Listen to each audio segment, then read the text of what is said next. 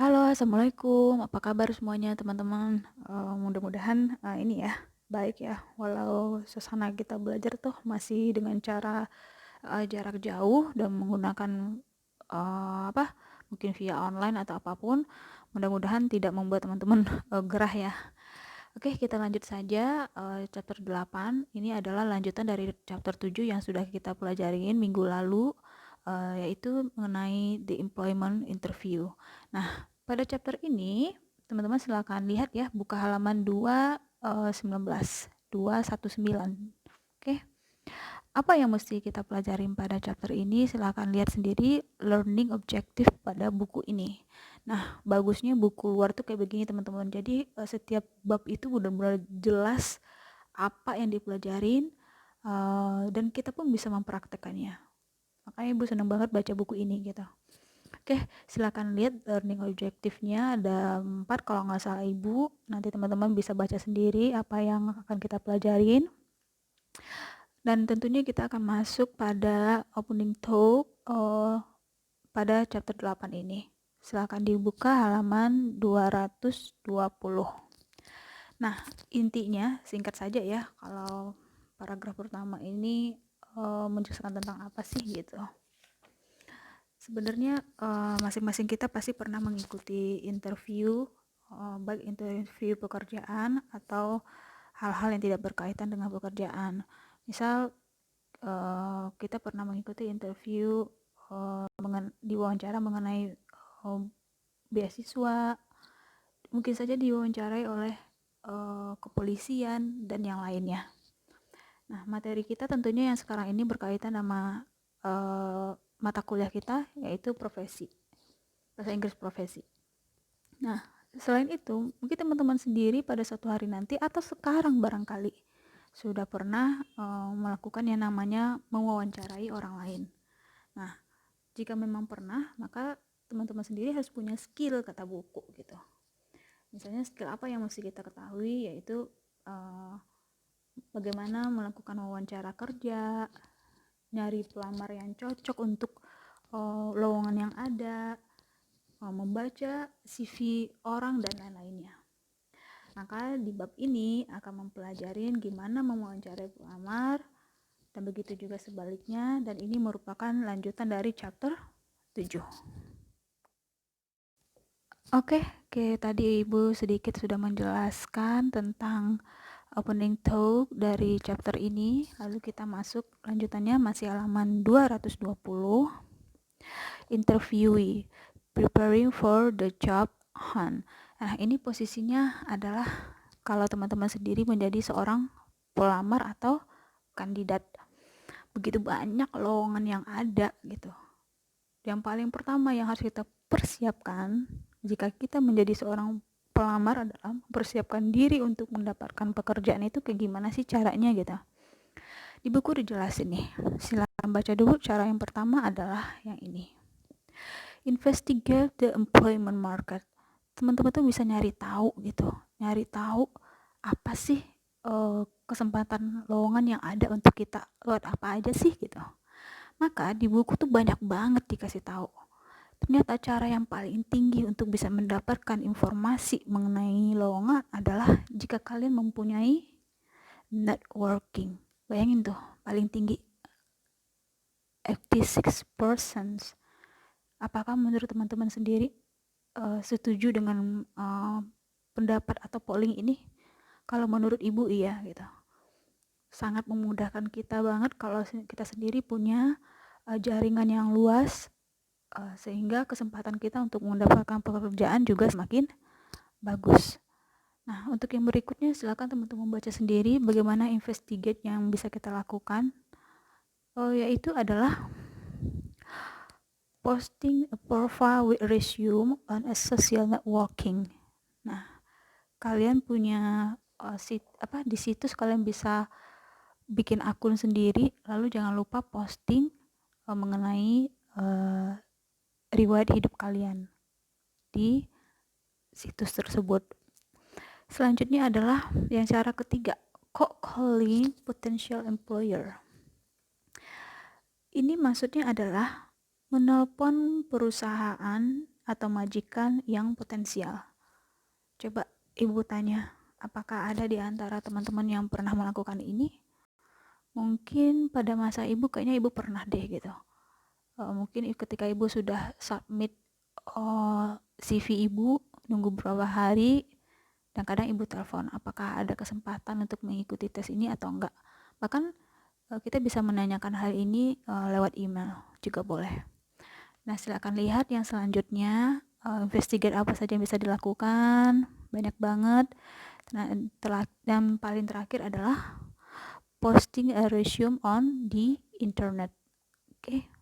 Ini pada masa sekarang ini adalah hal yang paling gampang untuk dilakukan. Nah, itu langkah pertama yang bisa dilakukan oleh seorang interviewee. Kita lanjut lagi yang berikutnya. Cara yang kedua yang bisa dilakukan seorang interviewee, silakan buka halaman 222. Oke. Yaitu locate lanjut, cara kedua adalah locate specific jobs of interest. Tentunya teman-teman sebagai interview akan melakukan yang namanya mencari pekerjaan tertentu yang menarik, ya kan? Nah, misalnya teman-teman ketika melakukan itu, teman-teman bisa post CV atau membuat akun di situs pekerjaan, semacam kalau di Indonesia punya Jobstreet atau IDB ya, aduh ibu lupa deh. Ibu seingat ibu yang ibu tahu banget tuh adalah Jobstreet gitu.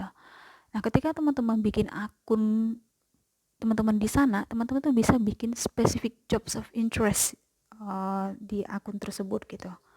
Misal teman-teman adalah seorang engineering, specific jobs of interestnya apa yang bisa dibikin di sana gitu.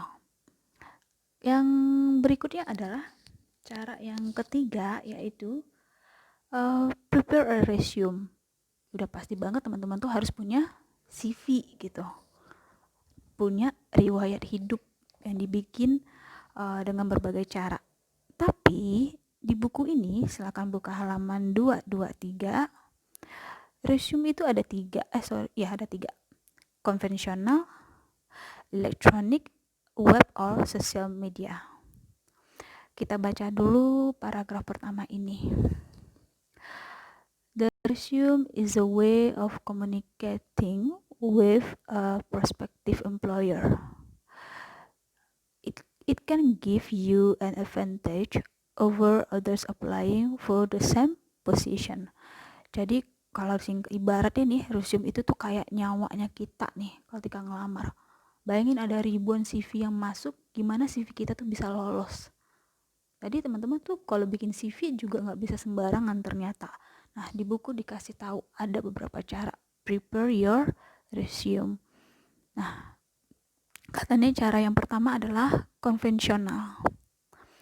Kita baca dulu yang konvensional itu kayak apa sih gitu. Conventional are the most fun to prepare because you can let your creative side design a unique professional look. Cara membuat CV ini adalah yang paling gampang, paling mudah yang pernah dibikin sama orang. Jadi teman-teman tuh bikin sesuatu yang bagus tapi tetap terlihat profesional. Nah, mari kita lihat contoh berikut ini pada halaman 224. Ini CV standar internasional barangkali ya. Kalau di Indonesia sendiri, konvensional resume bisa teman-teman lihat sendiri ketika teman-teman suatu hari nanti atau pernah melamar menjadi seorang ASN. Ditulis tangan di folio, ya enggak, dengan tinta hitam, dengan standar format yang sama. Bener enggak? Nah, coba kita lihat yang CV konvensional dari luar. Ternyata menulis nama di bold hitam, tidak kapital, tapi hanya huruf pertama yang di kapital, lalu alamat, setelah itu diberi garis, lalu membuat qualification summary. Oke, tentang dirinya. Setelah itu coba perhatikan education. Coba perhatikan lagi educationnya teman-teman. Dia menulis tahun setelah memberitahu gelarnya apa. Oke. Kebaca nggak? Lalu setelah education ada experience. Experience ini ternyata adalah bisa menulis pengalaman ketika kuliah juga bisa, atau ketika sekolah. Bedanya experience dengan education di sini adalah dia ngasih rentang waktu yang jelas. Jadi makin spesifik lagi menjelaskan dirinya kayak gimana. Kita lanjut, lalu terakhir ditutup dengan professional affiliation. Mungkin teman-teman pernah mengikuti asosiasi apa selama bekerja. Itu CV konvensional. Mari kita lihat yang bentuk konvensional yang lainnya. Ini menurut Ibu salah satu CV yang bagus menurut Ibu. Ibu suka tampilan seperti ini. Jangan lupa di kepalanya di tengah ditulis kata resume. Lalu ada nama di pojok kiri dengan alamat yang lengkap, dikasih garis, lalu membuat objektif. Objektif itu bidangnya apa gitu. Coba lihat areas of knowledge-nya, lengkap banget. Lalu experience-nya, ini ditulis dengan sangat rapi ya, dibagi, dan ketika membacanya pun lebih enak gitu. Maka ini disebut 2-page conventional resume. Ini pada halaman pertama, ini halaman kedua. Jangan lupa di halaman kedua pun dia masih menuliskan namanya di atas. Tuh. Kadang teman-teman suka lihat nggak, ada CV yang 2 lembar, 1 lembar lagi tuh kadang kayak kecampur sama punya orang lain. Nah di sini dia tuh nulis namanya biar ketahuan ini CV-nya siapa. Lengkap banget, educational highlight dengan education. Lalu yang terakhir dia tidak lupa menulis references. Maka ini disebut 2 pages conventional resume. Resume berikut yang bisa teman-teman bikin adalah halaman 228 electronic resume. Silakan lihat dulu contohnya, baru Ibu jelasin nantinya. Coba lihat. Oke. Kalau teman-teman tanya apa beda elektronik dengan konvensional, di sini dijelaskan kalau elektronik itu lebih jelas dibaca oleh komputer. Maksudnya gini, ketika teman-teman submit CV melalui email perusahaan, nah biasanya komputernya perusahaan itu kan udah di-tag gitu. Ini CV seperti apa sih gitu. Maka ini yang membedakan bentuk CV elektronik dengan konvensional. Bedanya lagi adalah CV elektronik menampilkan keyword. Coba perhatikan yang ini nih. Mereka udah bikin keyword summary. Nah, coba lihat namanya masih si Joel tadi ya. Lalu dia menulis ini. Lalu menulis tentang experiences-nya. Oke, ini bentuknya ada 2. Dua-duanya bener. Nih. Oke. Bedanya ini sama ini ya cuma dikasih batas kayak begini nih. Tapi dia tidak lupa menuliskan keyword summary. Nah, itu yang membedakan dengan konvensional. Cara berikutnya. Cara ketiga halaman 231 web resume. Web resume yaitu bikin CV konvensional ditambah link lainnya sebagai tambahan CV kita. Misal teman-teman punya tambahan link lainnya berupa portfolio, atau teman-teman punya video yang menampilkan diri teman-teman tuh pernah bikin karya, bikin apa. Nah, link itu juga bisa dikasih lihat di web resume kita. Nah, itu yang membedakannya dengan yang 3 tadi gitu. Kita bisa sisipkan link lainnya. Nah, ini contohnya. Banyak banget ya link yang dimasukkan oleh si Joel tadi. Oke. Nah, ini contohnya. Dan tentunya cara terakhir adalah social media profile with resume. Di paragraf pertama, silakan teman-teman baca halaman 232. A social media profile such us on a LinkedIn is essential in today's fast-paced workplace. Nah, ini benar banget. Siapa sih yang punya LinkedIn di sini? Teman-teman punya? Kalau ibu sih punya, tapi profilnya tidak ibu lengkapi gitu. Karena mungkin pada posisi sekarang ibu tidak sedang mencari pekerjaan lain, maka isi profilnya pun yang biasa aja. Nah, untuk teman-teman sendiri, karena masih muda, pasti pengen cari pekerjaan yang lain gitu. Bikinlah resume yang lengkap di profiling ini. Ini sangat berguna banget.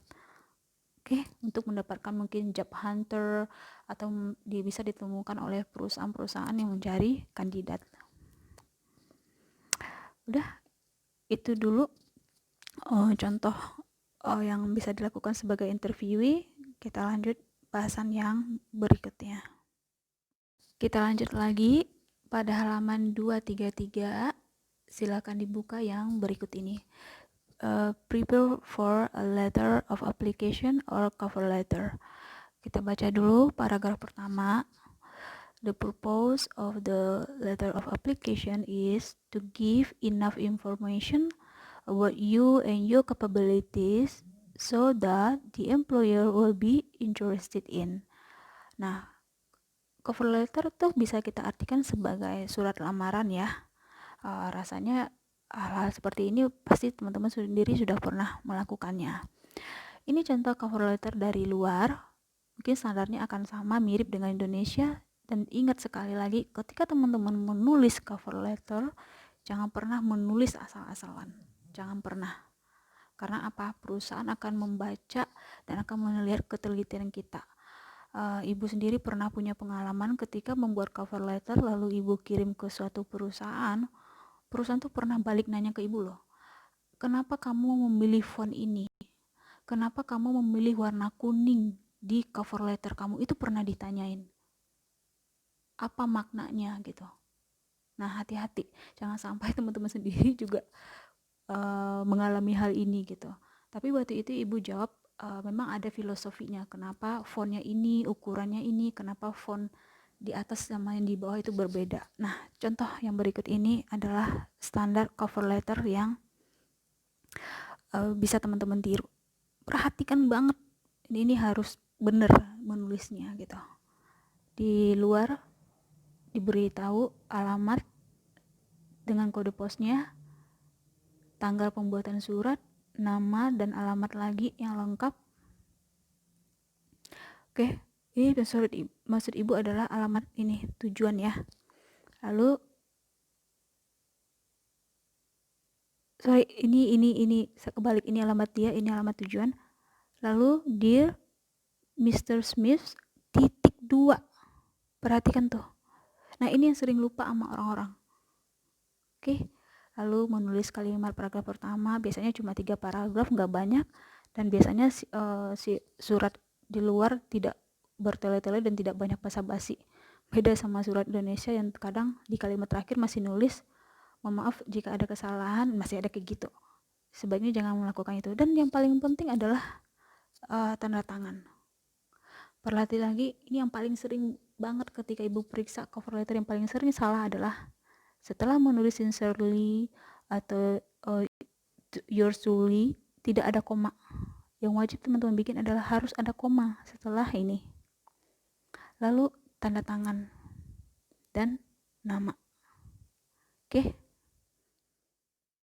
Udah yang tadi udah dijelasin, silahkan lanjut lagi pada halaman 235. Masih interview ya. Preparing for the interview. Udah siapin bahan-bahan. Pada satu hari teman-teman dipanggil loh sama perusahaan tersebut gitu.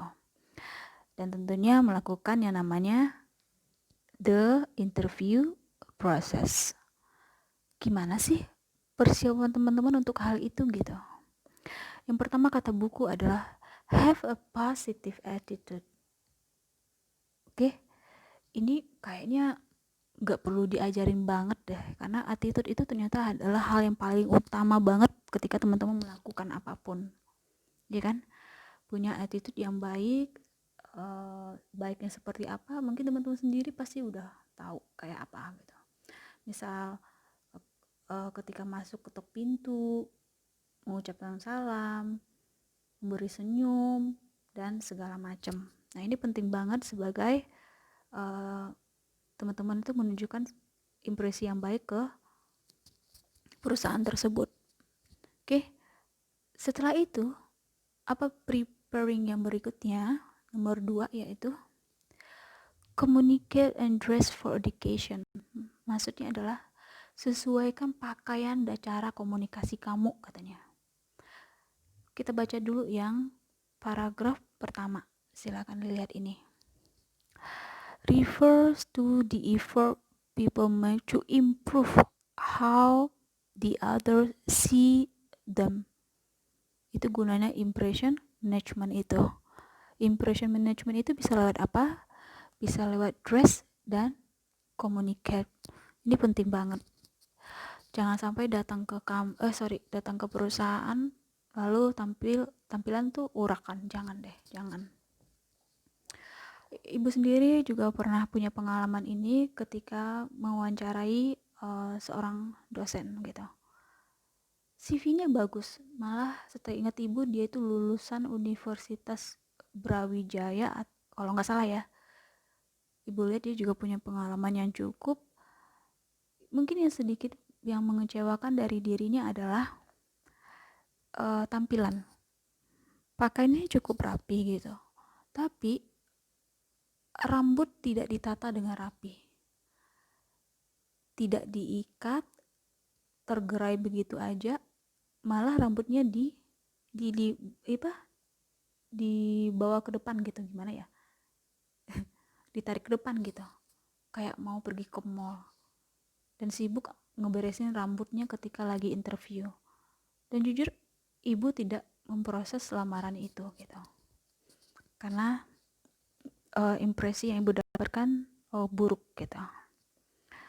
Nah, di buku ini sendiri ternyata teman-teman coba lihat nih, pada halaman 2, 3, 6, buku ini sangat detail sekali ya. Kita baca table 8-2, common mistake men and women make in dress and appearance. Kira-kira kesalahan apa yang sering dilakukan antara wanita dan pria? Perhatikan dari cara berpakaian dulu gitu. Jangan pakai pakaian yang masih belum disetrika. Nah, karena buru-buru ikut interview, lupa deh nyetrika baju gitu. Nah, jangan sampai kayak gini, tuh orang akan memperhatikan banget. Selanjutnya apa? Tangan tuh sama kuku tuh gak bersih gitu. Tapi kalau perempuan apa katanya tuh? Kebanyakan parfum loh katanya tuh. Bayangin tuh. Siapa yang kayak begini nih? Ini apalagi misalnya teman-teman memakai parfum yang baunya sangat menyengat gitu. Ini bukan bikin orang tuh jadi ilfeel, ya nggak? Oke. Kita lanjut ya. Kita lanjut lagi, tapi ini singkat saja penjelasan ibu. Silakan lanjutin pada halaman 240. Nah, tadi udah dikasih tahu kan, kita udah sampai pada titik teman-teman itu menghadapi interview. Nah, tentunya nanti akan menghadapi juga yang namanya ketika teman-teman tuh diwawancara gitu. Diwawancara oleh perusahaan. Mereka akan ngasih pertanyaan yang ada bentuknya macam-macam. Ada dengan cara standard question tuh, dan juga behavioral question. Ini kita lanjutin dulu. Nanti teman-teman sendiri bisa baca ini. Berikutnya yang ini, lanjut pada halaman 242. Setelah mengikuti sesi tanya jawab dengan interviewernya, dengan dikasih berbagai macam pertanyaan, maka yang terakhir adalah be prepared with question to ask the interviewer. Kita akan baca paragraf pertama dulu. Most interviewer will invite you to ask the question. You should be prepared to ask a few. Bener nggak?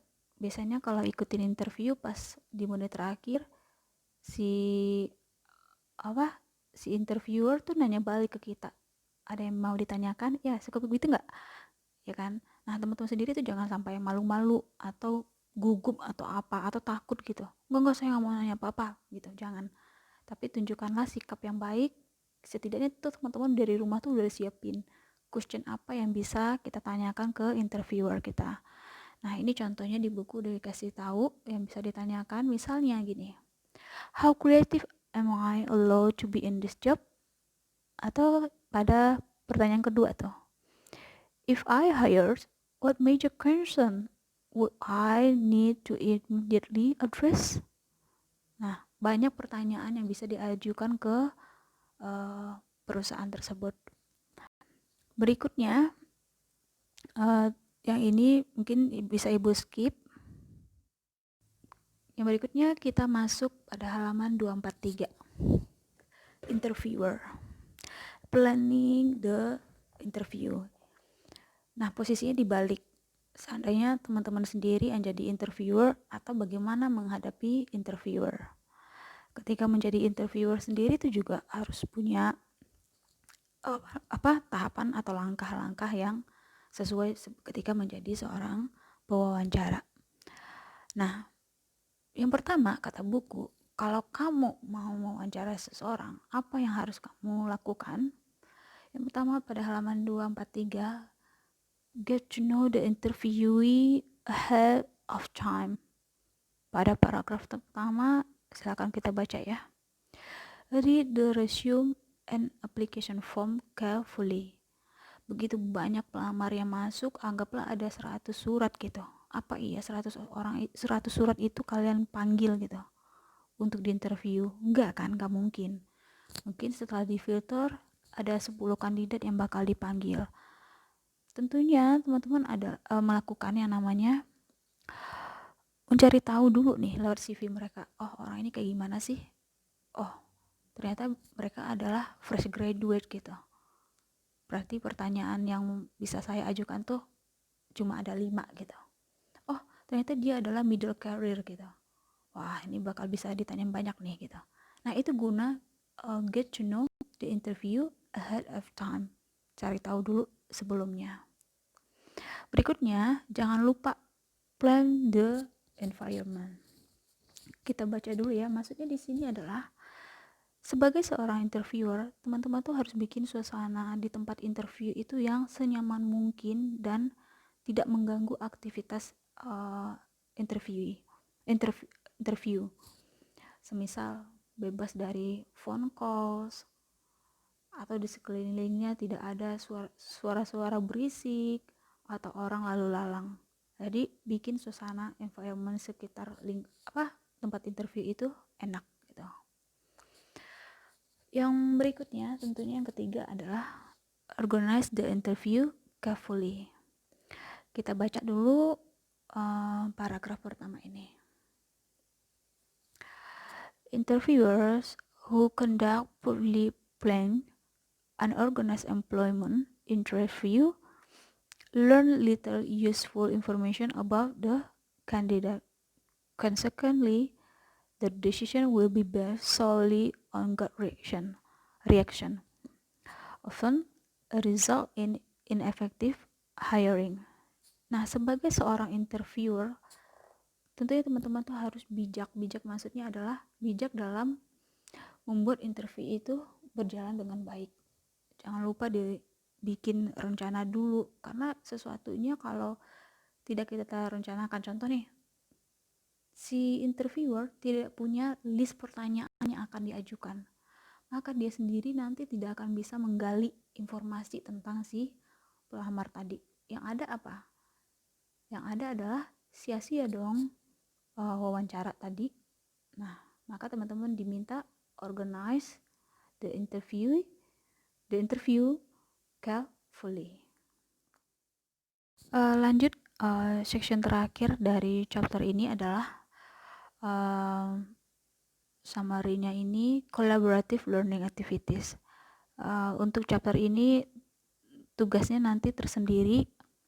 Yang pasti adalah teman-teman melakukan wawancara off air. Wawancara off air seperti apa nanti akan Ibu jelaskan di classroom. Terima kasih sudah menyimak pembelajaran ini. Ibu harap teman-teman paham dengan apa yang Ibu sampaikan. Mungkin ada sedikit kesalahan ketika Ibu membaca atau apa, karena jujur Ibu kalau ngebaca di laptop tuh agak terganggu sebenarnya. Ya beda ketika membaca di buku gitu. Kadang nggak kelihatan silo atau apa. Kalau misalnya ada kata-kata Ibu yang kebolak-balik, mohon maaf. Ibu harap teman-teman sendiri juga bisa mengerti dengan apa yang Ibu sampaikan. Oke, sekian. Terima kasih.